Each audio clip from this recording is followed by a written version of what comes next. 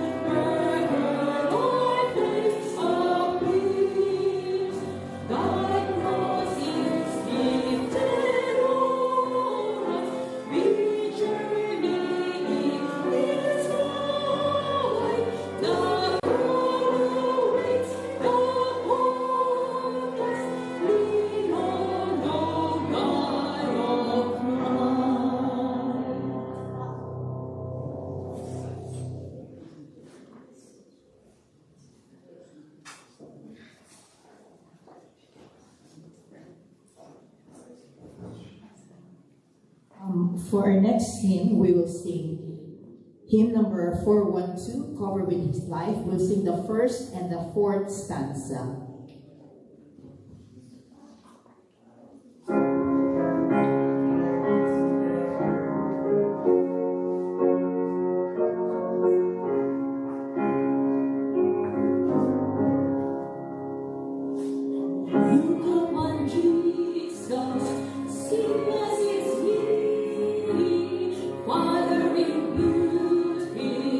Life unto me, my life of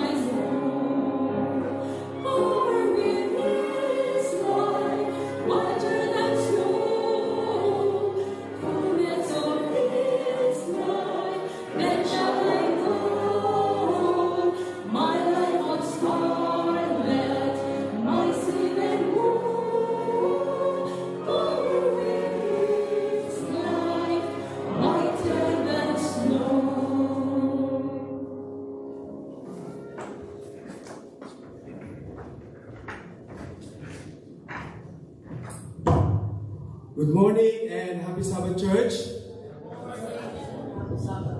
It is a pleasure to stand here today and welcome all of you to Oxford International Church. We are glad that you have chosen this place of worship to honor the Lord's Day with us. This morning we are blessed with friends who have joined us for the first time, and I would like to acknowledge them. So as I call your name, may you please stand up so we can give you our sweetest smile and a handshake. Those who are close to them can give them a handshake, please. So first we have Sister Monica Shokarla. Sister Monica Shokarla. Welcome, Sister Monica. And next to her is Sister Viorica Shokarla. Welcome, Sister. And also we have Brother Virgil Shokarla. Okay. Welcome. And they are all from Watford. So you are all welcome to join us every Sabbath, brothers and sisters. So welcome and thank you that you have joined us this worship today. And it's a blessing to have you all, including those who have joined us online. So for our announcements, first, there will be a communion service on the Sabbath of the 21st of September. So that's 2 Sabbaths from now will be our communion service. So everyone is invited to join this holy ordinance of remembering of what the Lord and our Savior Jesus Christ has done for us. And next announcement is that on the 28th of September, this is the last Sabbath of this month, 28th of September, we will not have our church service here, but rather will be joining the Area 5 Day of Fellowship, which will be held at Newbold College. So I repeat, this church will be closed on the 28th of September as we join the Area 5 Day of Fellowship in Newbold College. So let us all thank the Lord for this beautiful and warm Sabbath day. God has invited us to make the Sabbath a delight, a joyful time of togetherness with Him, a time to remember Him as our Creator, and to rest in Him as our Redeemer.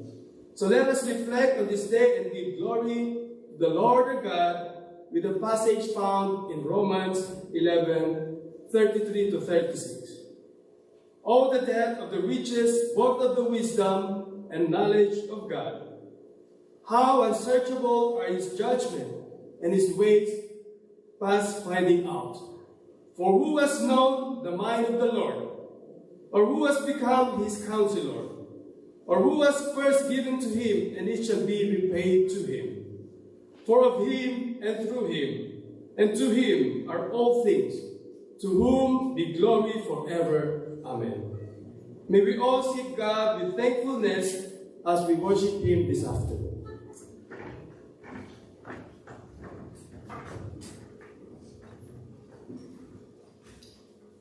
Let us all rise as we sing our introit, hymn number 30, Holy God, we praise your name.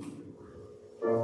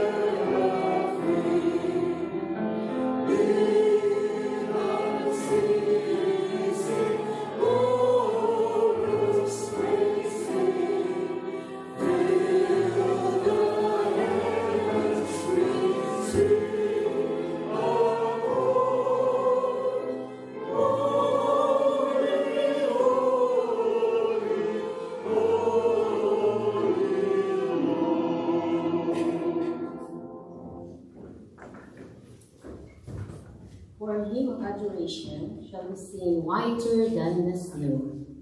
SDA number 318, 318, Whiter Than Snow.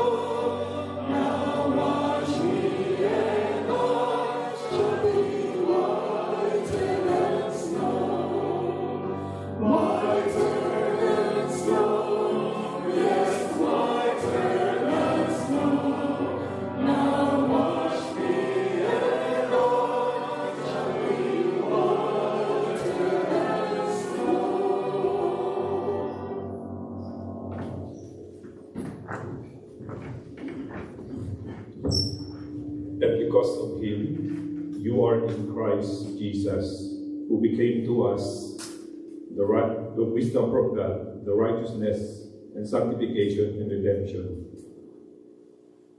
As it is written, let the one who boasts, boast in the Lord. We worship you today because of who you are, our Creator, Redeemer, Restorer, and Provider. In Christ's name we pray. Amen.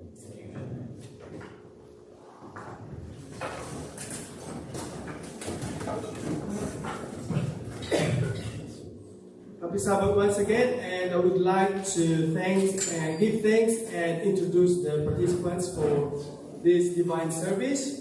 Our song service was led to us by Sister Bell and Sister Naila Feticio, accompanied on the piano by Sister Tricia Feticio, and our violinist is Brother Seth, Brother Fab, Sister Aika, and Sister Nori. And for the platform party, for the tithes and offerings, after we collect our tithes and offerings, we will have a prayer by our treasurer, Sister Dobby Hedgenov. Our scripture reading will be led to us by Brother Ethan Mazo. And our pastoral prayer will be offered to the Lord by Brother Richard Arienda.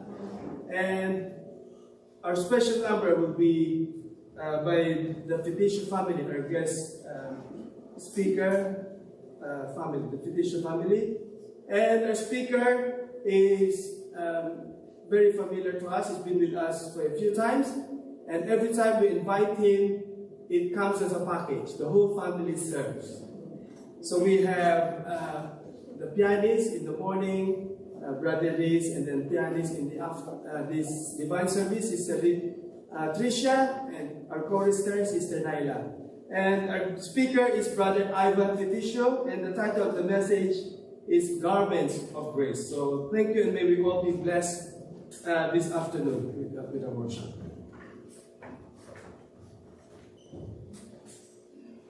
Some time ago, the janitor of an art museum found an old, decayed, and dirty painting in a waste room. Before he could trash it, the museum director decided to take one last look at it.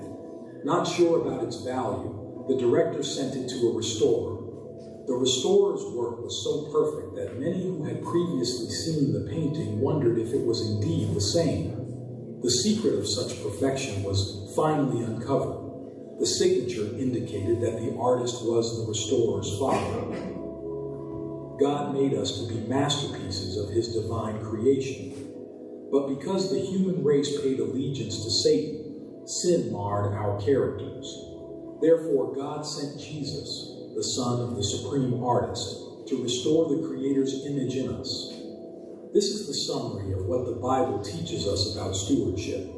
We belong to him through creation and redemption, and we can only be happy if we fulfill his purposes. The way we eat, drink, dress, relate with others, choose our life partner, do our business, or manage our finances will reveal which side we have chosen to honor, God or Satan. Returning tithes and promise offerings after every income, for instance, affirms that we recognize God as our self-existent creator and redeemer, and that we have chosen to be his subjects. Our natural hesitation to tithe and give reveals our heart's rebellious, selfish inclination and our incompatibleness with heaven. It reveals our great need for Jesus' transformational power. The act of tithing has not the power to remove our selfishness. It only reveals it. Jesus, through the Holy Spirit, has the power to create a new heart that is humble, generous, and ready to comply with God's requirements, as revealed in the Bible. Ellen G. White says, constant self-denying benevolence is God's remedy for the cankering sins of selfishness and covetousness. As we return our tithes and promise offerings today, may we put our desires last and God first.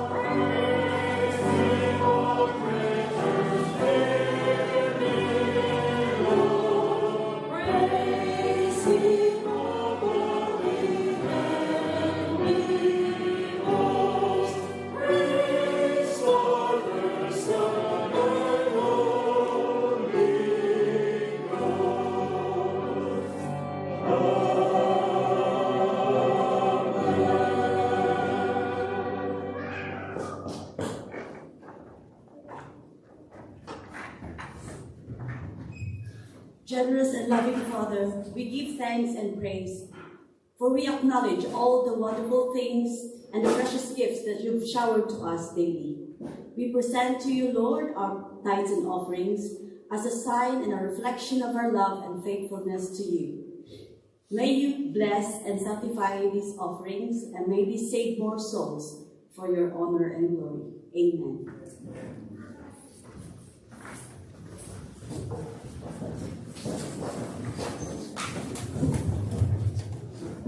Good morning and happy Sabbath, church.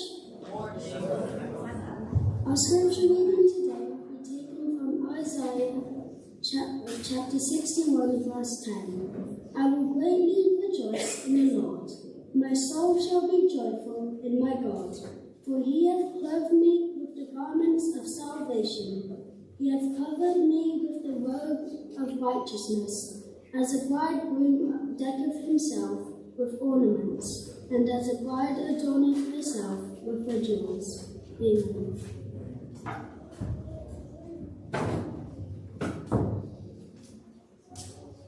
Those who are able to kneel, please kneel for our pastoral prayer.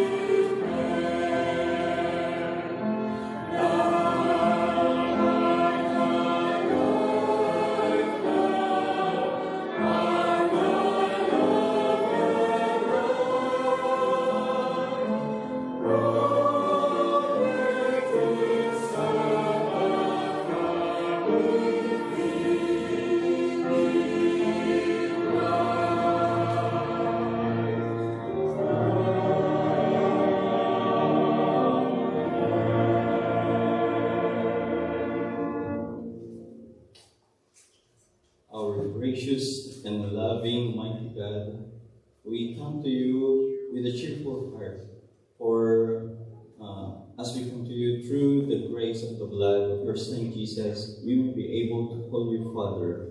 You, Father, O God, are truly amazing that you sustain us. You sustain all your creation, and you sustain us from day-to-day lives and keeping us safe throughout the week, for being with us, and thank you for forgiving us in our shortcomings and trespasses. Father, please prepare our hearts and minds today as we listen to your humble servant. Truly, we're living in the last days that help us to prepare for your soon return. And we're asking for your Holy Spirit to pour on your humble servant, Brother Ivan Peticio, that we may be able to prepare for your soon return and help us to reflect your light and love to others. In Jesus' name we pray. Amen.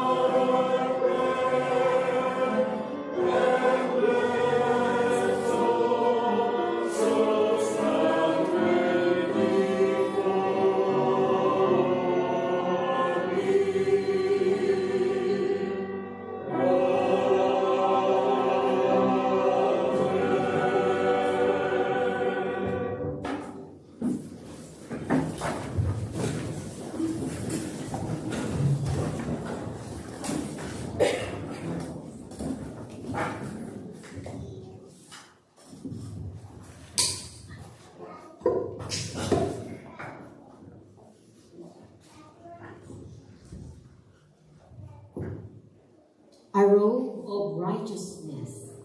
It is a free gift. You cannot earn it. You cannot work for it or merit it. That's why everything we hear about what Father did to welcome His Son home is a picture of our Heavenly Father's amazing and unconditional grace. The title of the song that I'm going to sing is entitled Whiter Than Snow.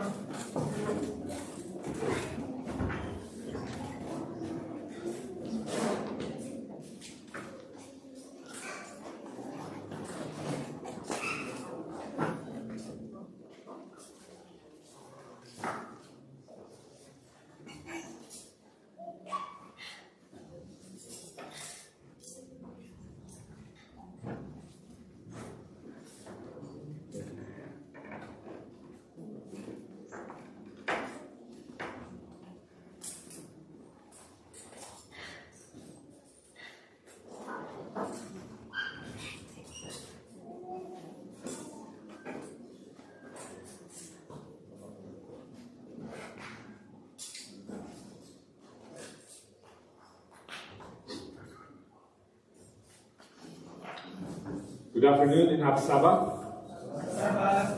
Thank you very much for inviting me again in this church. And this afternoon, we're going to study about the garments of grace. So today, before we start, I would like everyone to bow their heads for prayer. Our most gracious Heavenly Father, as we study the Word, we ask the wisdom and knowledge from above, and we ask the Holy Spirit to give us understanding. And as we study the Word, we pray, Lord, that after hearing this message, our lives will be transformed. In Christ's name we pray. Amen.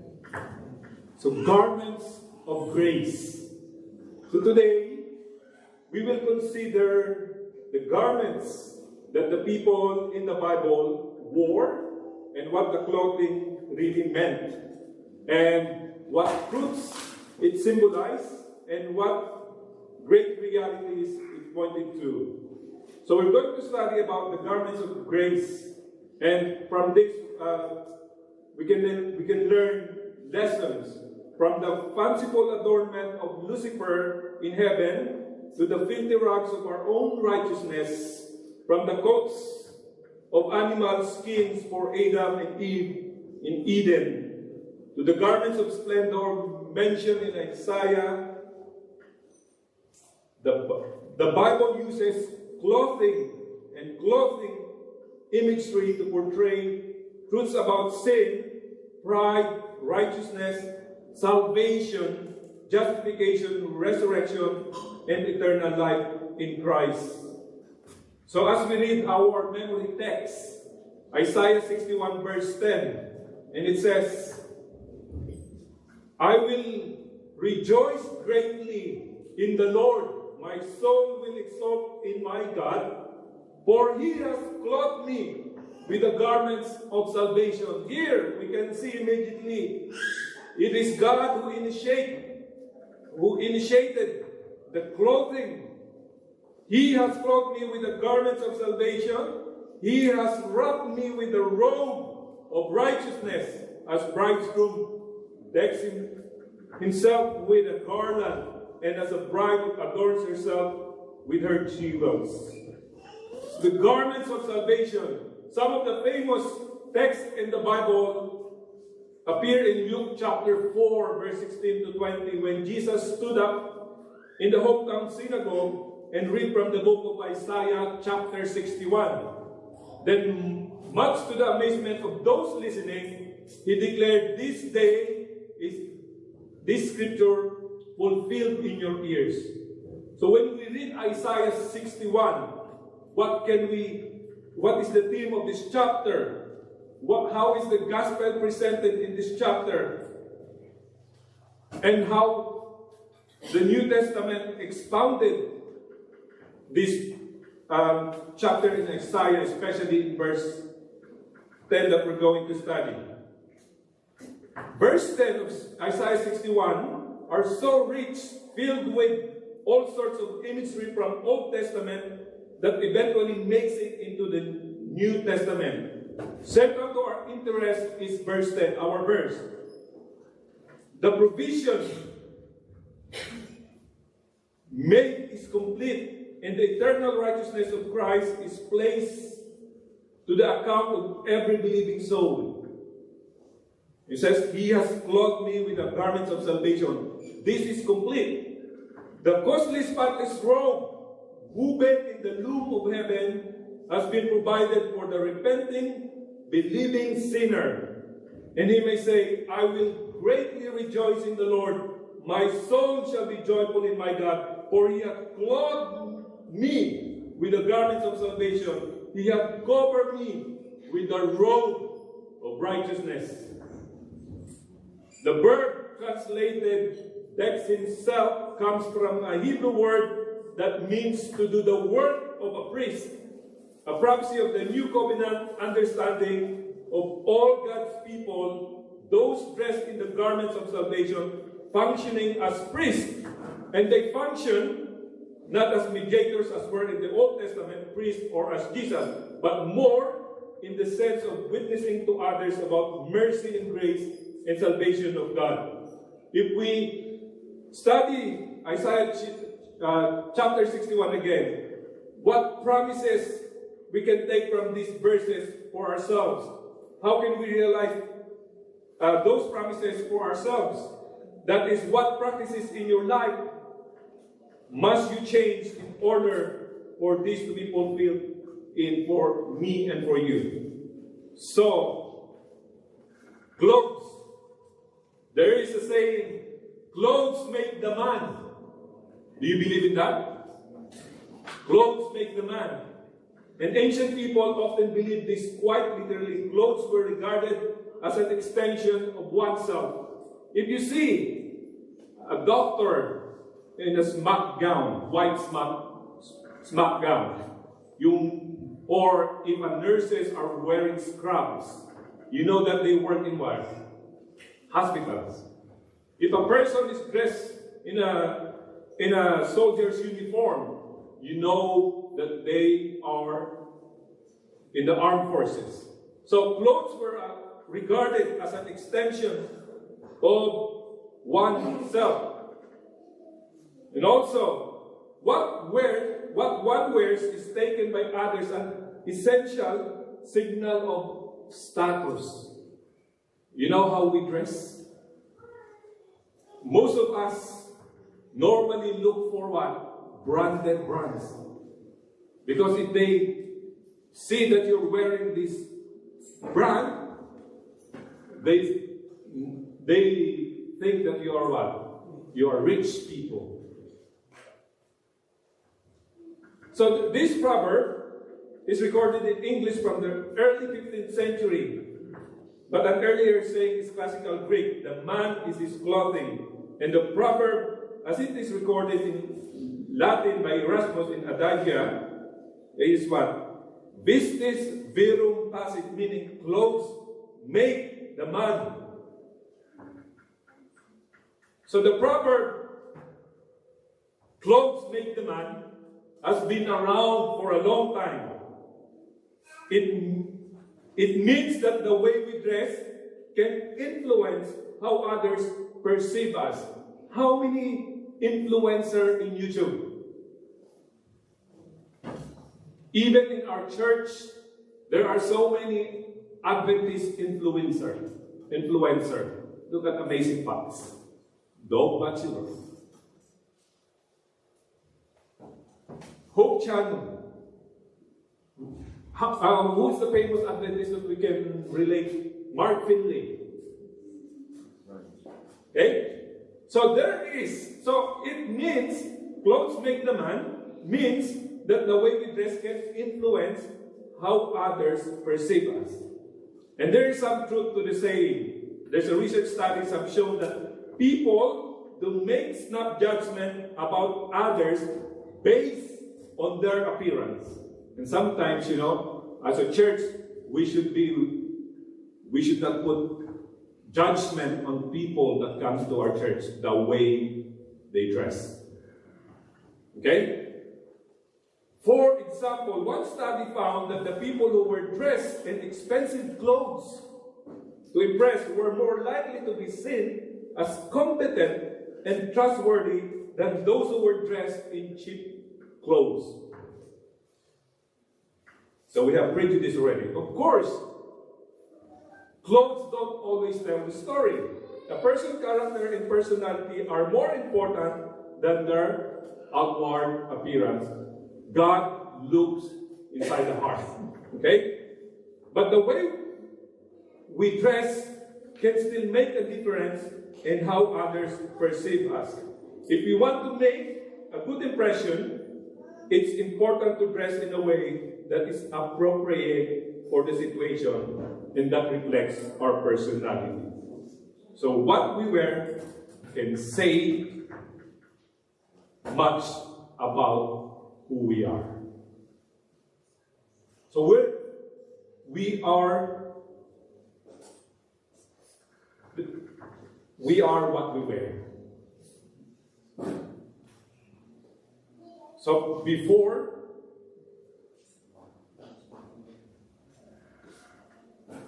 Though, of course, we're not what we were.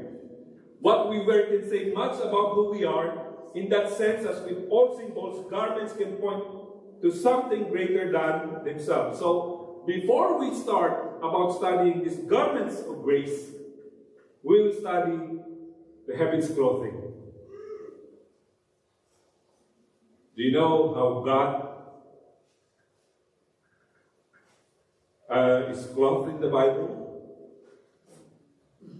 If we are going to face a sovereign God, we need to have a proper garment. Without the right clothes, you can't get in. There is a special robe that we're going to wear if we're going to heaven. And there is an exacting protocol to which everyone is expected to conform. When you say to conform, it's a must. And there are no exceptions. And heaven supplies the clothes. You cannot buy this heavenly clothing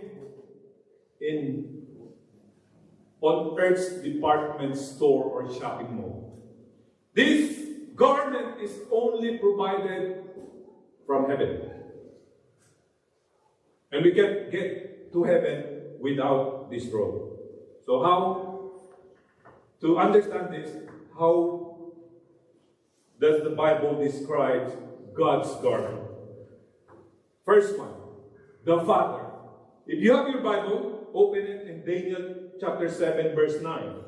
It says, the Ancient of Days did sit, whose garment was white as snow, and the hair of his head like the pure wool. When we talk about white, what does it mean? Purity.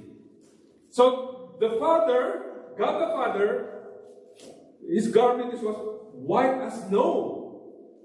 How about Jesus Christ? You can open your Bible to Matthew 17, verse 2. It says, his raiment was white as the light.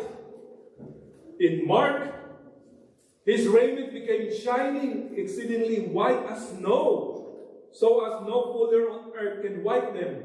In Luke, his raiment was white and glistering.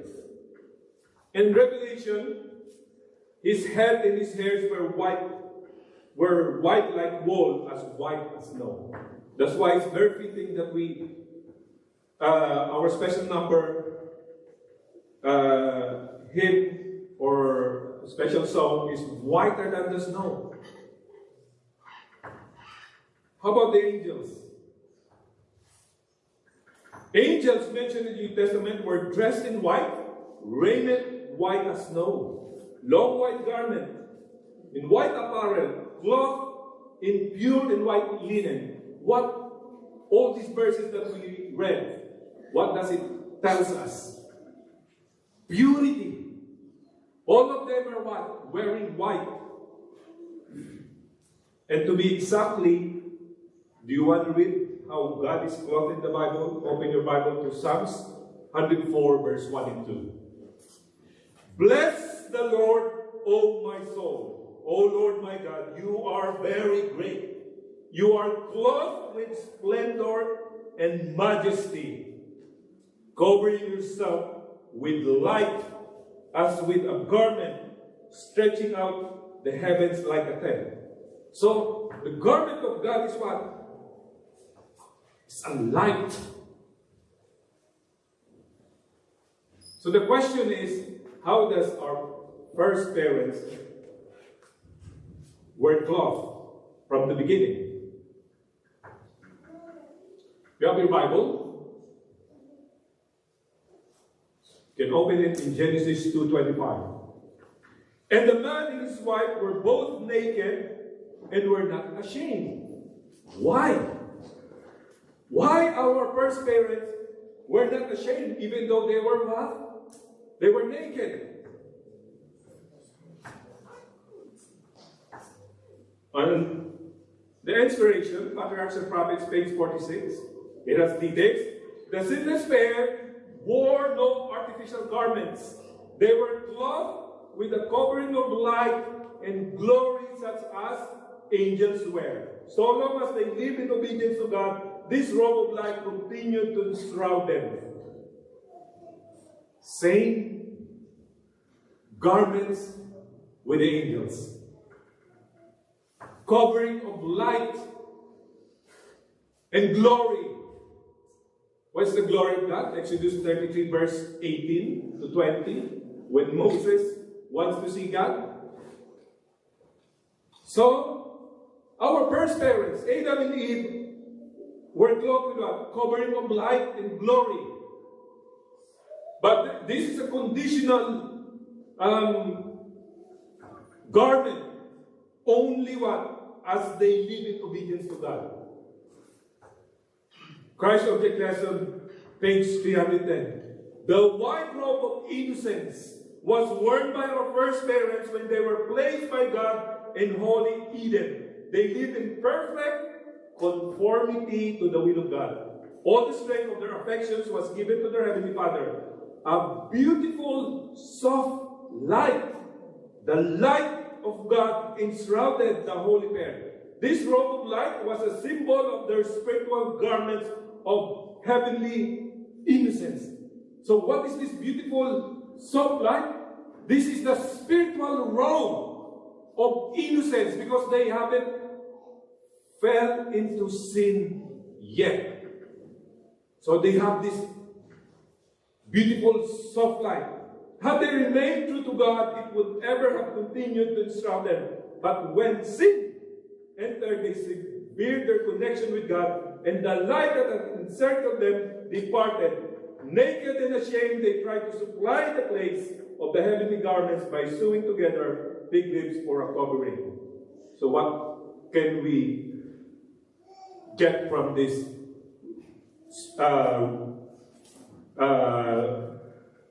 robe? It's called what? The robe of innocence. Innocence from sin. A spiritual robe. And they also have what? A physical robe of light that covers them.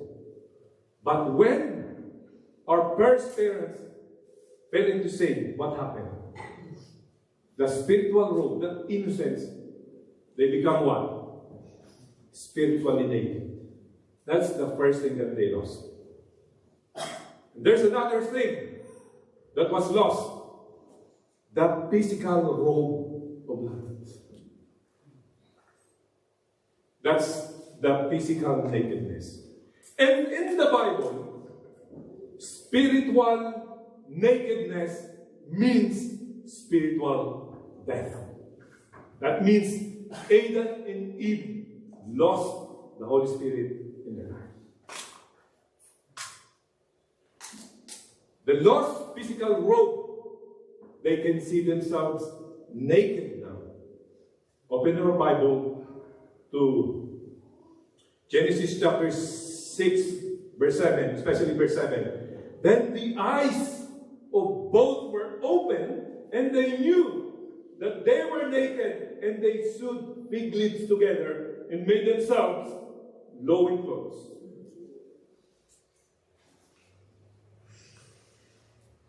We'll go back again to the inspiration.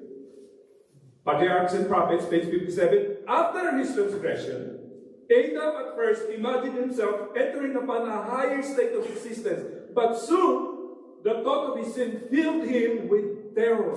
The air, which had hitherto been of a mild and uniform temperature, seemed to chill the guilty pair. The love and peace which had been theirs was gone. In its place, they felt a sense of sin, a dread of the future, a nakedness of the soul. The robe of light, which had enshrouded them, now disappeared. And to supply its place, they endeavored to fashion for themselves a covering.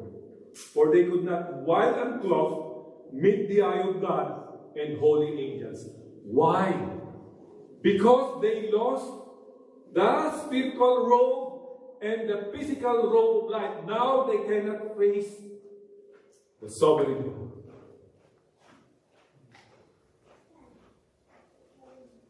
Fig leaves.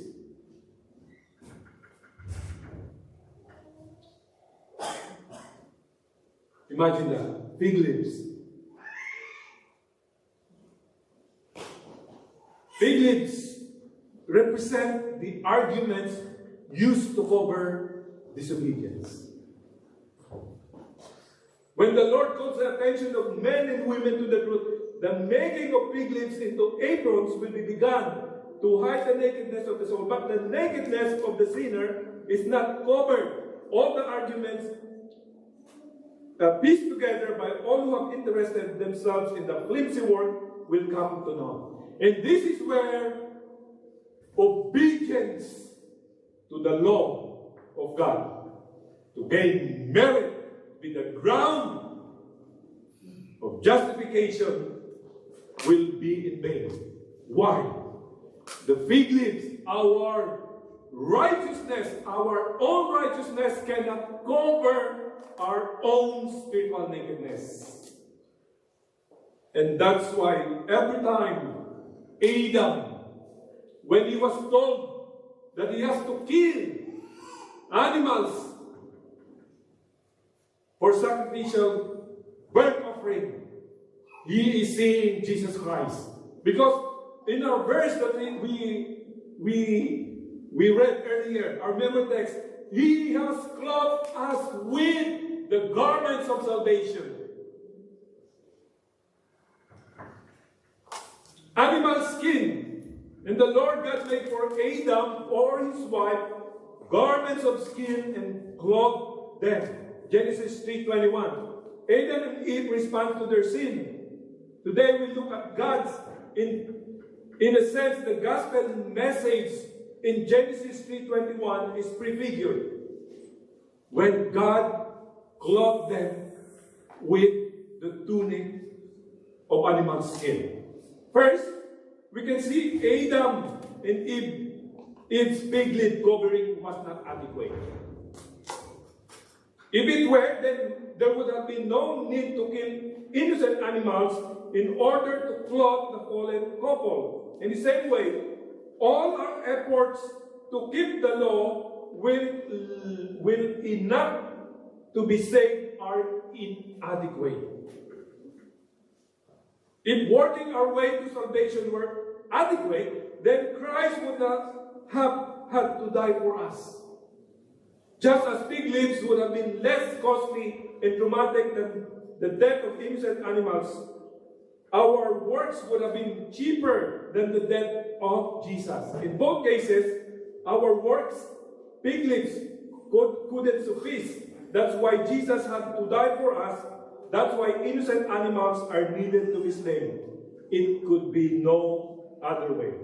If we read Galatians 3:21, Romans 3:21 to 28, the justification chapter. Second, what's the difference between the fig leaves and the animal skin? What is the difference between the fig leaves and the animal skin for covering? The answer is blood. That alone should tell us how the gospel appears in Genesis 3:21.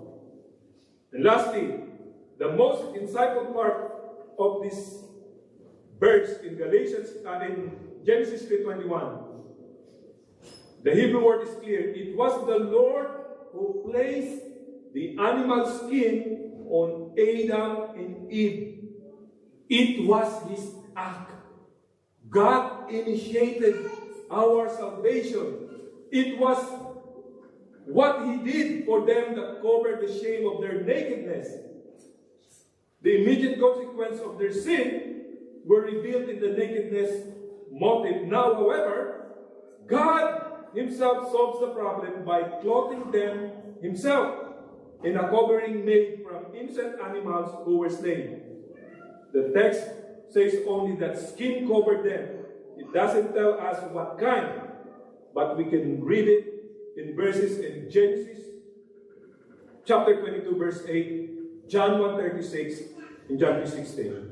In Genesis 22 verse 8, remember that Abraham is going to sacrifice Isaac. And Isaac in verse 7 says, "Where is the lamb?" And Abraham said, "God will provide the lamb for a burnt offering. In John 1:29, the lamb that taketh away the sin of the world. And I would like you to read Genesis 3:21, because we can see here, even though Adam and Eve did a horrible thing because of their sin, it wasn't greater than God's grace to save them from it. A point we should never forget.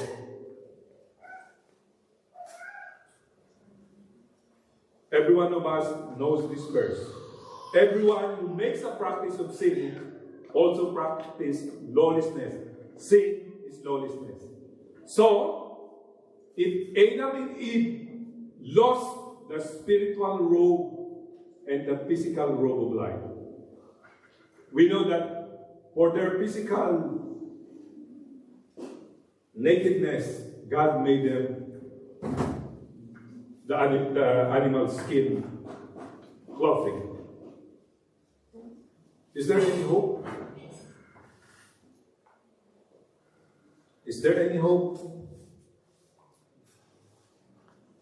Read Romans 5:12. Therefore, just as sin came into the world through one man, and death through sin, and so death spread to all men because all sinned. Remember this statement, one man, death came to us in condemnation. We can hear the word here, imputation, when I will discuss it later.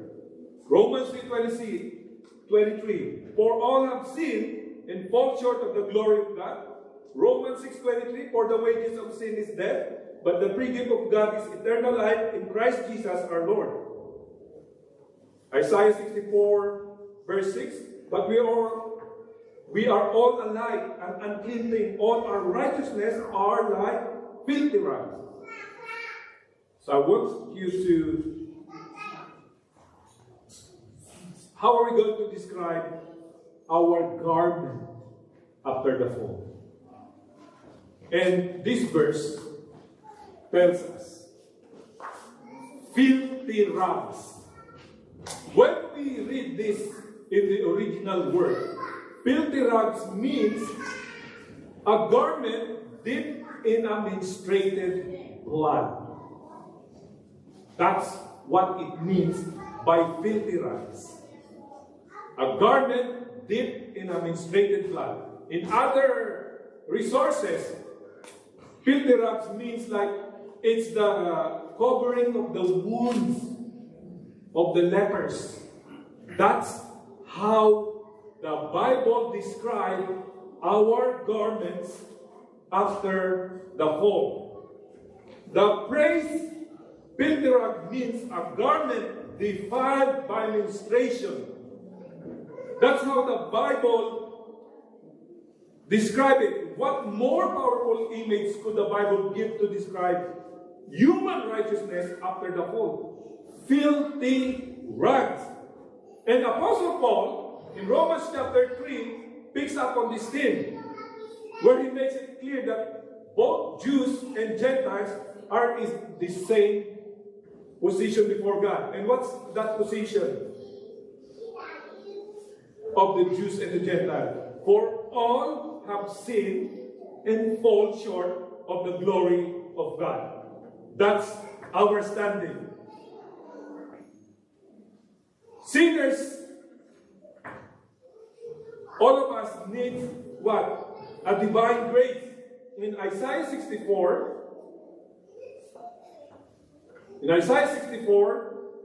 may be seen as an Old Testament precursor to Romans chapter 3, pointing out our dilemma as sinners and yet not leaving us without hope.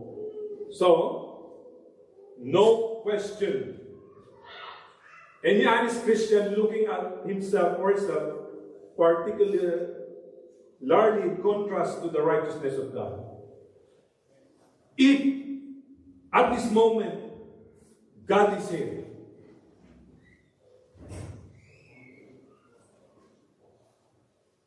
we have nothing. We are filthy rags. No matter how much you obey the Ten Commandments, if God doesn't clothe us with His garments or robe His righteousness, God the Father look at us that we are what? Filthy rags. For us, we don't need to worry what people look to us. What we need to worry is when God the Father look at us. If God the Father cannot see Christ in us, then we know that we are wearing the filthy rags. There is nothing. Filthy rags. Is there any hope? I praise God for this. Why? The instant Adam yielded to Satan's temptation and did the very thing which God had said he should not do, Christ, the Son of God, stood between the living and the dead, saying, "Let the punishment fall on me. I will stand in Mark's place." I would like you to read 2 Corinthians chapter 5, verse 21. What it means by the verse. Whom he knew no sin was made sin for us. This is our hope. There is a substitute, just like when Adam and Eve committed that sin. Why Adam and Eve did not die immediately? Why Adam and Eve did not die at that moment? It's because there was a substitute. The lamb that was used to clothe them represents Jesus Christ. The lamb that was slain from the foundation of the world. What hope then do we have? A great hope, actually, we can read. And it's a theological term for that hope is imputed righteousness. What does it mean by imputed righteousness? When you read this verse, we sang earlier the hymn 412, Whiter Than the Snow. You probably sang that word, imputed. Imputed means credited, reckoned, accounted, or layman's term. It is assigned to us. That's what it means. So the hope of Adam and Eve and for us is what? The imputed righteousness. What does it mean? Very simple. Simply, it's the perfect righteousness of Jesus. The righteousness that was woven in the loom of heaven. And it's granted to us by faith. The only way we can have this robe of righteousness, the imputed righteousness, is the only condition is by faith alone. Once you accepted this imputed righteousness of Jesus Christ, then what will happen to us? God declares us righteous. It's not a fiction. When God declares us righteous, we are righteous in His sight. Imputed, credited to our account. Imputed righteousness means the substitution of His sinless life for our sinful life. And that's why I like that song, Whiter Than the Snow. Read it again in your hymn, that 412. His life is imputed to us.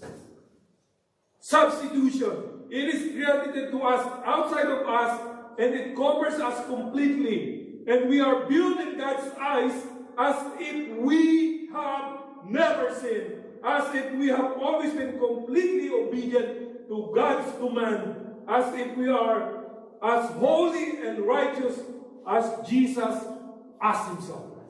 And that's why you read Steps to Christ, page 62. When we accept Jesus Christ as our personal Savior, our life may have been sinful. For Christ's sake, He declares us righteous. His character stands on our behalf as if we have never sinned. And what do you call that? Blameless. And we can only find this in Jesus Christ alone. If we read Romans chapter 4, verse 1 to 7, how does Abraham trust in God? God's illustrate his imputed righteousness. Romans chapter 4, verse 2, that if Abraham were justified by works, he could have boasted. However, Abraham believed God, and therefore he was accounted righteous. This is when we say imputed righteousness, it's not making us righteous. God is declaring us righteous. It came from there's a confusion in the Reformation, because the understanding of our Catholic friends that justification is making righteous, that came from the Latin word justifare. But the Bible and Apostle Paul is clear in the Old Testament and New Testament when we say imputed righteousness, God is declaring us righteous. It's not making us righteous, because making us righteous is in sanctification. Okay?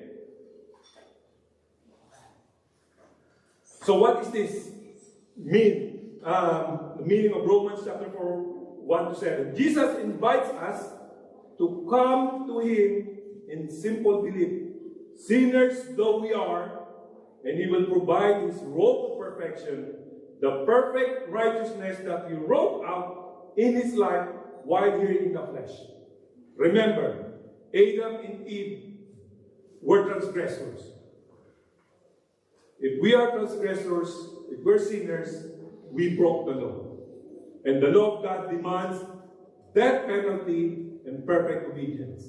And we know that our first parents cannot pay the debt. And that's the reason why Jesus Christ came to this world, to fulfill the two demands of the law. Death penalty and to live a perfect life. That's why when you read Romans chapter 8, verse 1 to 4, that's where the answer. So what does it mean by this imputed righteousness? The imputed righteousness is the only solution to the dilemma so graphically depicted in Isaiah 64 in Romans chapter 3. Imagine it like this. Jesus strips away our old stained garments, our filthy rags, and wraps us in the robe of His perfect righteousness, His perfect holiness, His perfect record of law-keeping. That's 33 years of His life on earth. He wraps us in it and then whispers in our ear, "Now you are perfect. I have given you my perfection. Please wear this robe and don't let it slip away from you." So we know this.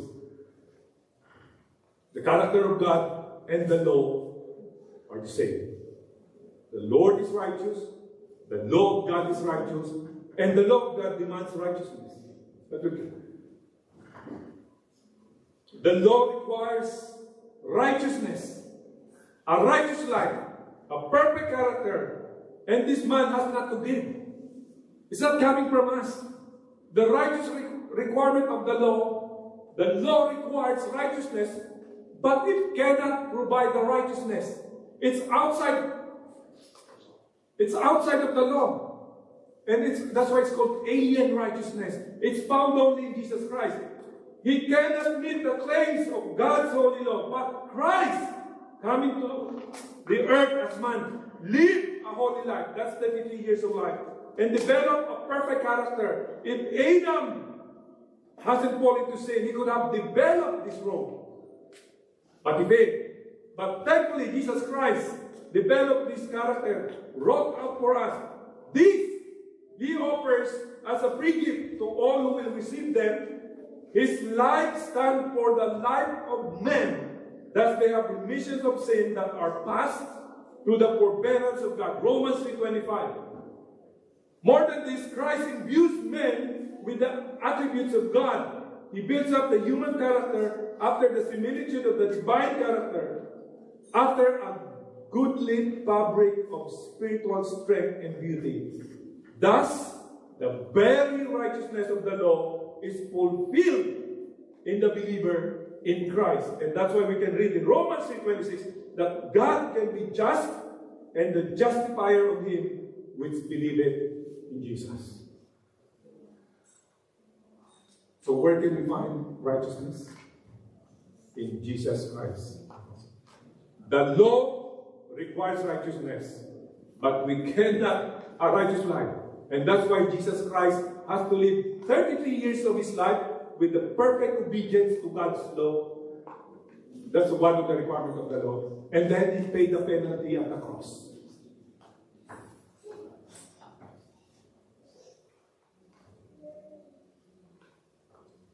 And that's why when we look at Jesus Christ, when we look at him, our substitute, our Redeemer, there are so many verses in the Bible that represent Jesus Christ as the Lamb. You can read in Revelation 13 verse 8. 1 Peter chapter 1 verse 18 to 20, Lamb without blemish. He was foreknown before the foundation of the world. The plan of salvation was already in the mind of God. When Adam and Eve fell into sin, that's not the time that the rescue was planned. Even before the foundation of the world, the rescue plan was already in the mind of God. And I would like you to see that picture. What it means for us. The road.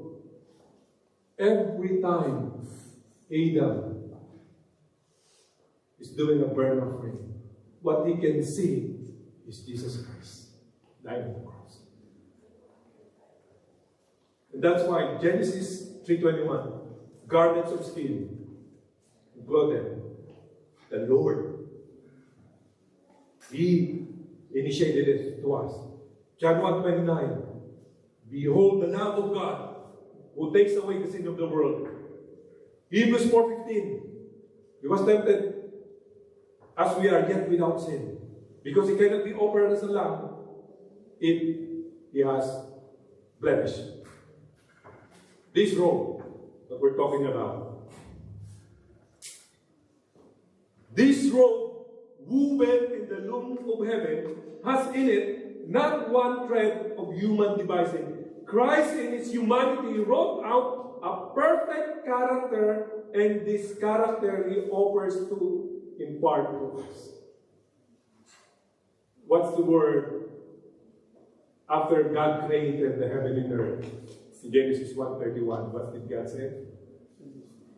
Everything that it was very good. At the cross, what did Jesus Christ say for our redemption? What his word? It is finished. But have you ever thought about what he means by that? It is finished. In the context of this robe. The robe that's supposed to be Adam. It was Adam that needs to develop this robe. But because he failed, the second Adam, Jesus Christ. When Jesus Christ said in Calvary, it is finished, it is also in the context of this spiritual robe. You know, when you read that, it says that when the soldiers cast lots on the garment of Jesus Christ, it's only one sin. You read in John. Every temptation that Jesus Christ experienced in his 33 years of life, every temptation that he overcame, that thread is stitched on that robe.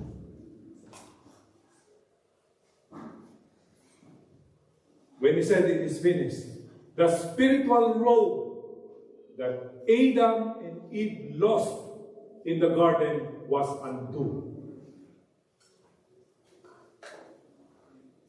It's a great news. Why? The robe that was lost, Jesus Christ wrote it out. Especially wrote out for us. In what sense? He fashioned this robe through his life, death, and resurrection. And that's why this robe is so important. That's why it's called woven in the loom of heaven. You cannot produce this robe because it is through his life and death and resurrection. It's embodied in the gospel of Jesus Christ. This robe is made through what? His suffering. Review and Herald, July 19, 1892. We cannot provide a robe of righteousness for ourselves, for the prophet says, all our righteousness are as filthy rags. Isaiah 64, there is nothing in us from which we can clothe the soul so that is naked shall not appear. We are to receive the robe of righteousness, woven in the loom of heaven, even the spotless robe of Christ's righteousness. Revelation chapter 19, verse 8. It was granted to her to clothe herself with fine linen, bright and pure, for the fine linen is the righteous deeds of the saints. That's why it is Christ that died, yea, rather that is risen again.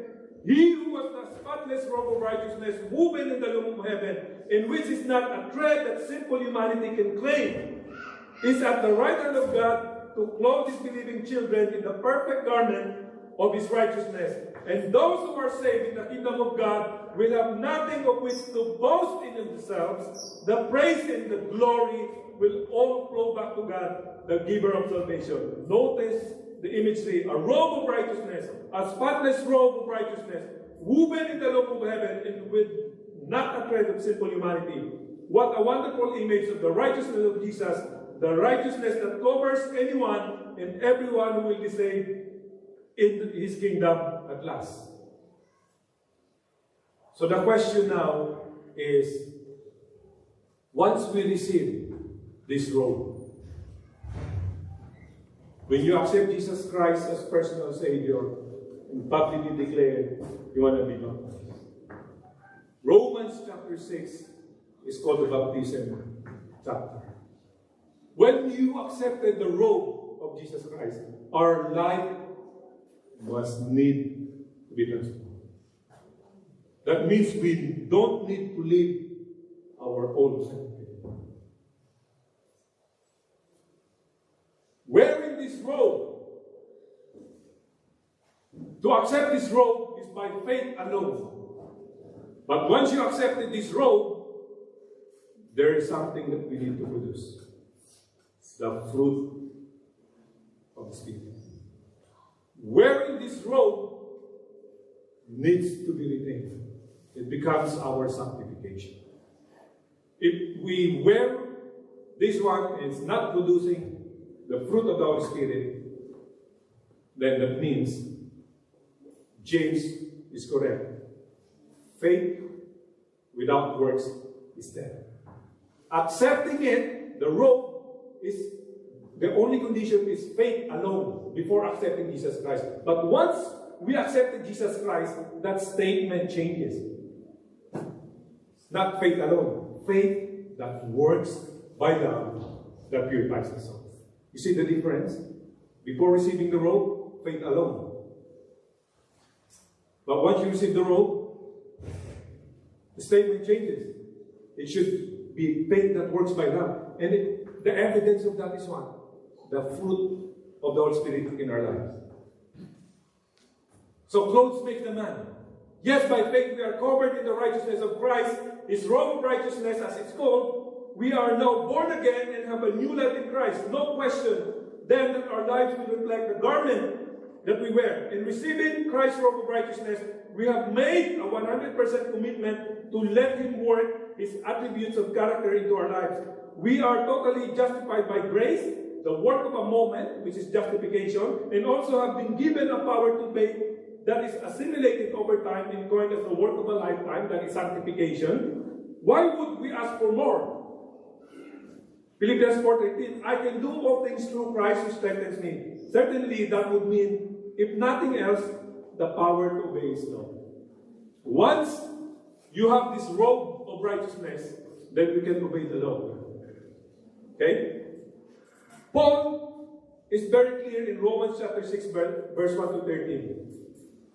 What kind of life we are to live now that we are covered and clothed by the righteousness of Jesus. Paul is very clear about the radical life-changing impact that will happen to someone who has been crucified with Jesus Christ. Notice the life and death imagery. There's nothing halfway. Our old person, the person in those filthy rags, has died. A new person is born, one clothed in the righteousness of Jesus. A righteousness that is made manifest so that we can now walk in the newness of life. This newness means that we are no longer to let sin reign in us. What we have given many promises of victory, the question is, will we claim them for ourselves? So, what does it mean to be clothed of His righteousness? We're ending now. When we submit ourselves to Christ, the heart is united with His heart. Surrender. Submit. Our heart is united with His heart. Why? We have a stony heart. If we don't have Jesus Christ in our life, we have a stony heart. So when we submit ourselves to Christ, the heart is united with His heart. The will is merged in His will. This will is what? Is spiritually led will. The mind becomes one with His mind. The thoughts are brought into captivity to Him. We are slave of righteousness. We're not slave of sin anymore. We live His life. This is what it means to be clothed with the garments of His righteousness. Then as the Lord looks upon us, He sees not the fig leaf garment, not the nakedness and deformity of sin, but His own robe of righteousness, which is perfect obedience to the law of God.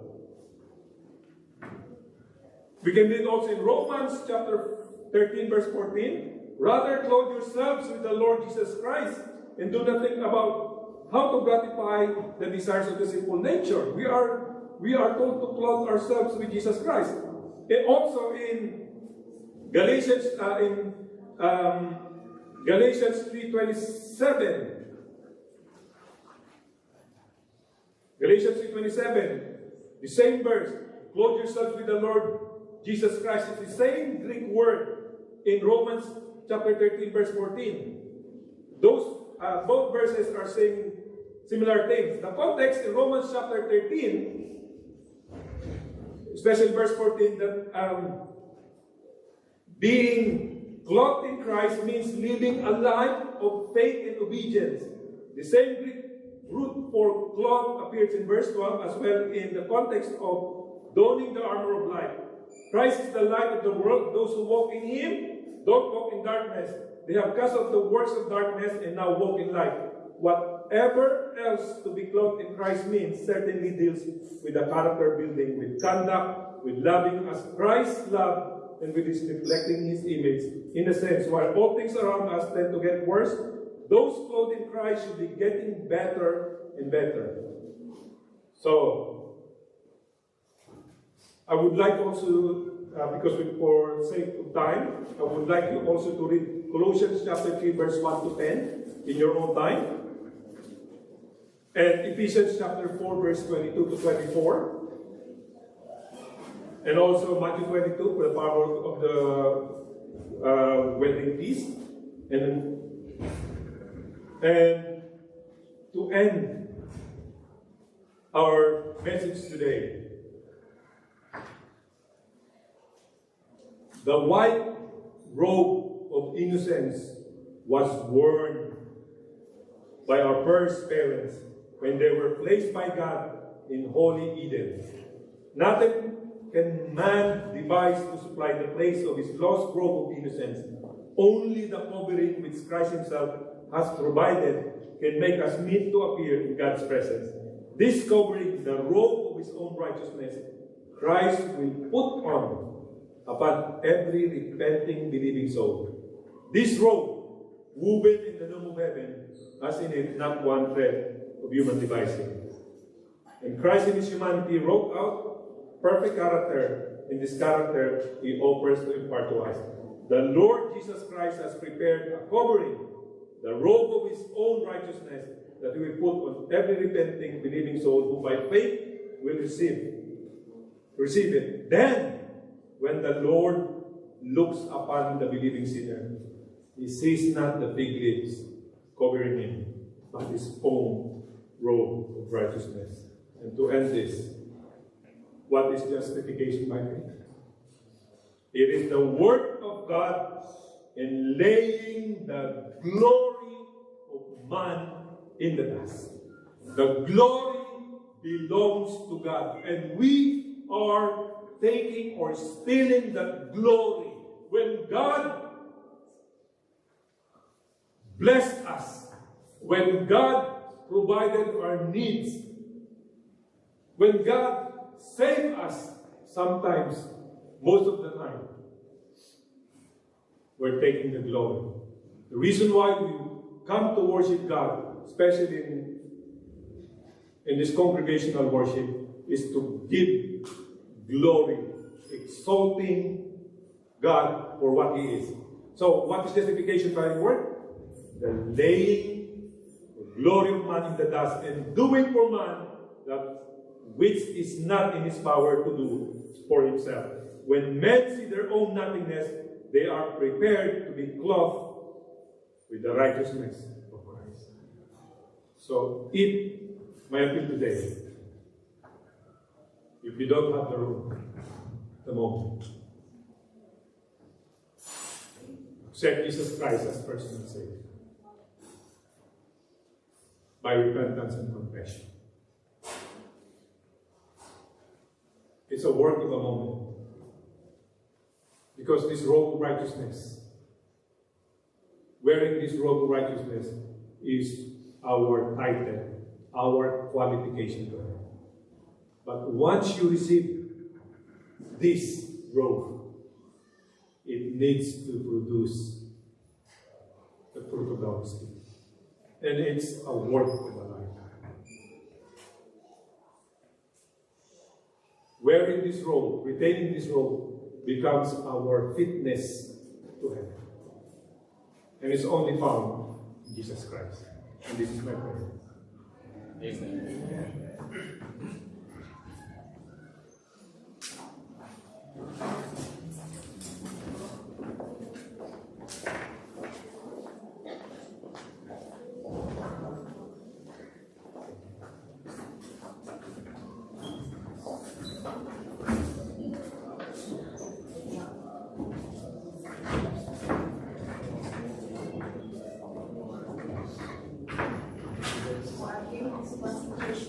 Shall we sing Marvelous Grace in number 109, 109, Marvelous Grace.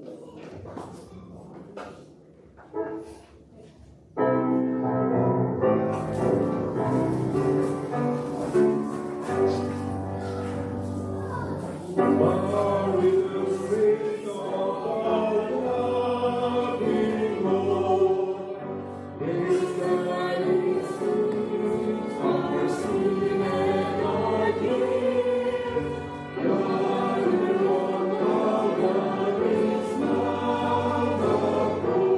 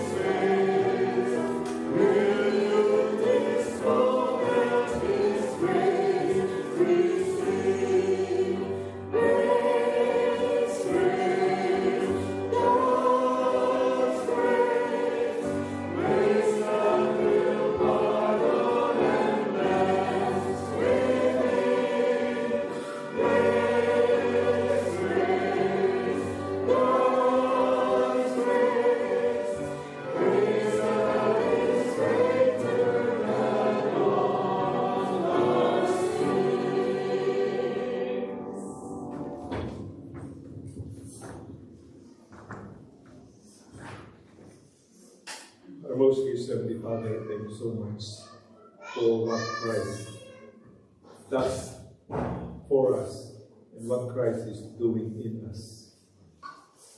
We thank you, Lord, for the cross. We thank you, Lord, for your life as our high priest. And as we depart from this place, we pray, Lord, that the road that we have accepted from you will produce the fruit of the Holy Spirit, so that others can see the life of Jesus Christ in us. As we depart from this place, we ask the presence of the Holy Spirit in our lives. In Christ's name we pray.